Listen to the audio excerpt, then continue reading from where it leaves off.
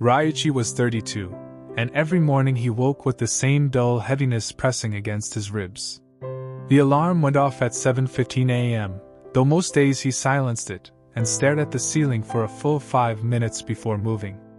The ceiling of his small rented room was yellowing in one corner from a damp spot that never quite disappeared, no matter how often the landlord claimed he'd fixed it. Outside, scooters buzzed through narrow lanes, a constant reminder that the city never slept, only its people did, exhausted and uncertain. He worked as a freelance designer, a label that sounded freer than it felt. Projects came in waves, sometimes 3 clients at once, sometimes none for weeks.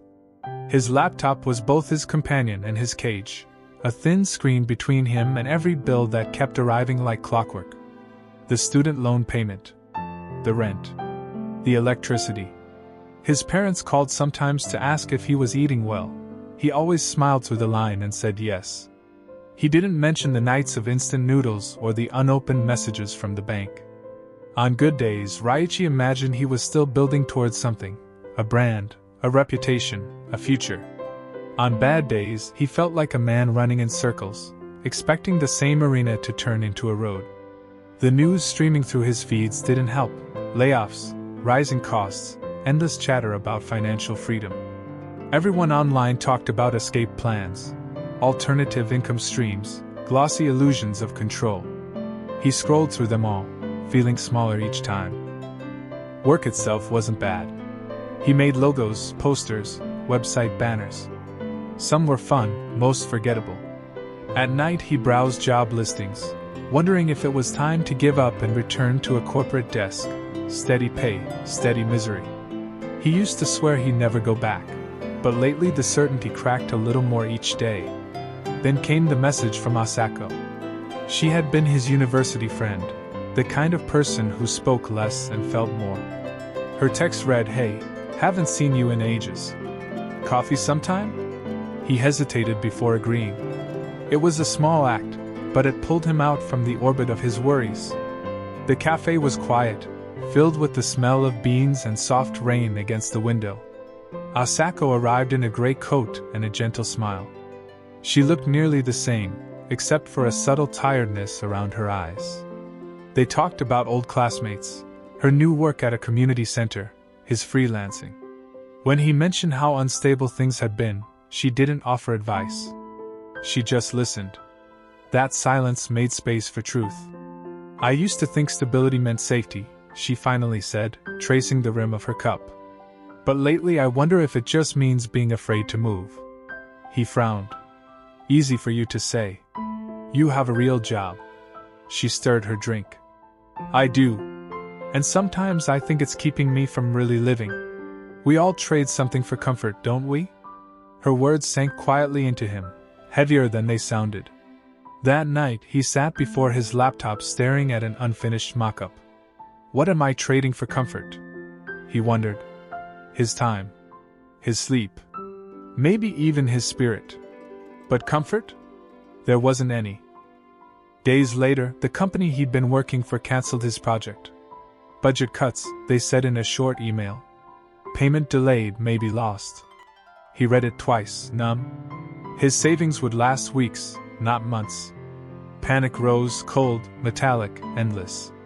He couldn't tell if it was hunger or heartbreak. He left his apartment and walked until the streetlights came on. The drizzle turned the world into a blur of neon and asphalt. People hurried past, each carrying invisible lives he couldn't imagine. He ended up at the station. The departures board flickered overhead, rows of destinations he could almost reach but not quite.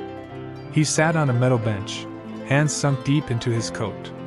A janitor swept nearby, humming softly. The man looked older but moved with energy, eyes kind and undistracted. When he noticed Ryoichi watching, he smiled. "Tough day?" the janitor asked. "Yeah," Ryoichi said quietly. The man shrugged. "Every day's tough. You get used to it." Ryoichi let out a dry laugh. "I'm trying."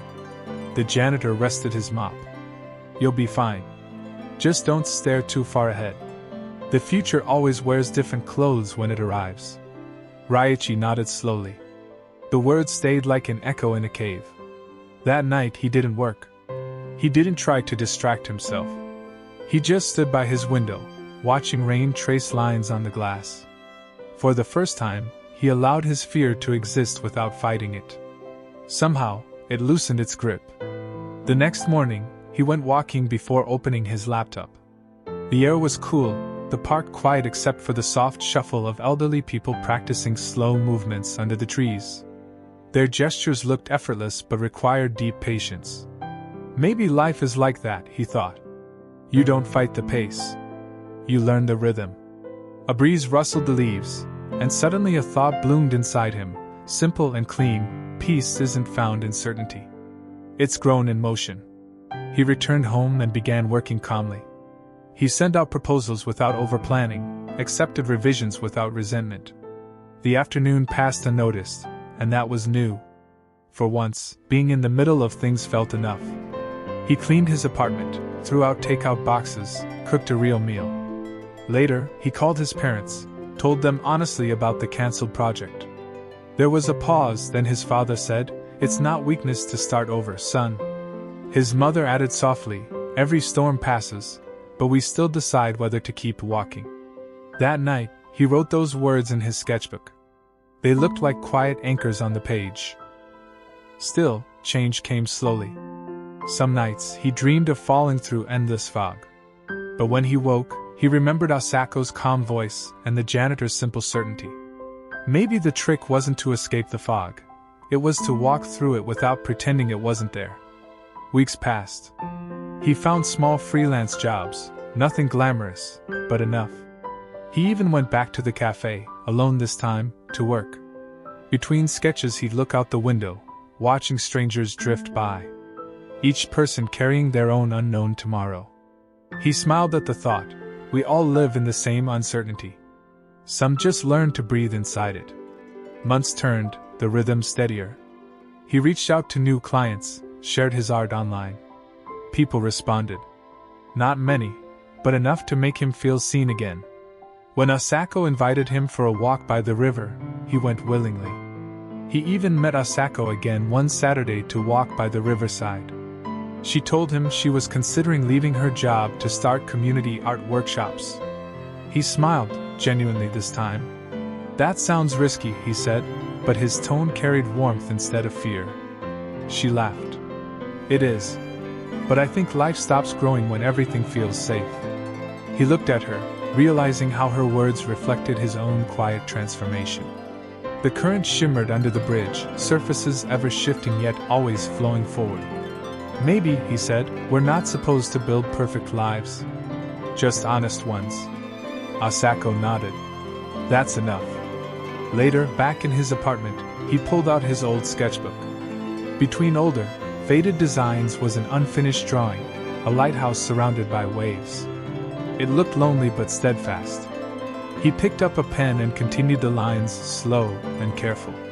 The candle on his desk flickered, painting delicate light over the paper. The city outside hummed its endless rhythm, but Ryoichi felt present, unhurried. Some lights aren't built to erase darkness, he thought. They exist so we can see each other in it. Weeks later, power went out during a storm. The laptop went black, taking hours of work with it. Ryoichi didn't curse. He simply lit a candle, as before, and drew by hand until the rain softened to a whisper. When electricity returned, he didn't rush to turn the bright lights back on. He just let the flame breathe. In that quiet room, surrounded by unfinished work, he sensed something new, not certainty, but peace. The kind that doesn't depend on control, only commitment. Maybe, he whispered to no one, the horizon doesn't need to be reached. It just needs to be believed in. By morning, sunlight spilled across the damp ceiling, over the old water stain that had finally faded a little. He didn't know if life would get easier. He only knew he was ready for it, whatever shape it took. He brewed a cup of coffee and opened his sketchbook again. On the first page, above all his notes and doodles, he wrote a single line before beginning the day: "Uncertainty isn't the enemy of life, it's the proof that it's still unfolding." If you enjoyed this story, please share it with others and subscribe to this channel. Thank you for your time.